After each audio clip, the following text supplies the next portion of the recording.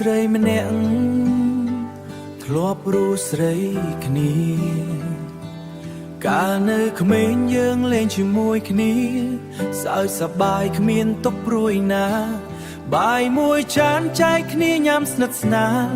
សេចក្តីស្រឡាញ់មិនដែលឃ្លាតឆ្ងាយបងធំមើលថែប្អូនអូនតូចបងធំមើលថែប្អូនតូចតូច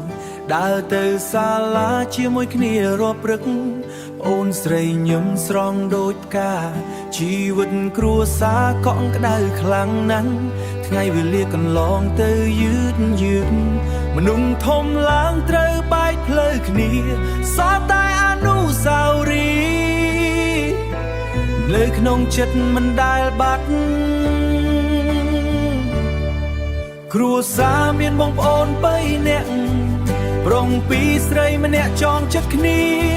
ថ្ងៃនេះនៅឆ្ងាយមិនដូចមុនទេ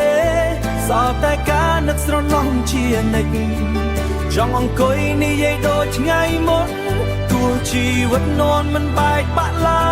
យចង់អង្គុយនិយាយដូចថ្ងៃមុនទោះជីវិតនាំឲ្យឆ្ងាយគ្នាឈាមជាបងប្អូនអូនមិនបែកបាក់ឡើយបងធំទៅធ្វើការនៅទីឆ្ងាយអូនប្រតូចក៏ចាក់ចេញដែរអូនស្រីនៅផ្ទះមើលថែម៉ែឪភ្នែកនាងស្រពោនព្រោះនឹកបងពេលបន់ទៀនមិនបានជួបគ្នាផ្ទះស្ងប់ស្ងាត់មិនដូចមុនទេសំឡេងសើចคล้ายជាសំឡេងនឹកបេះដូងឈឺចាប់ដោយមិនដឹងខ្លួនបើពេលវេលាអាចវិលត្រឡប់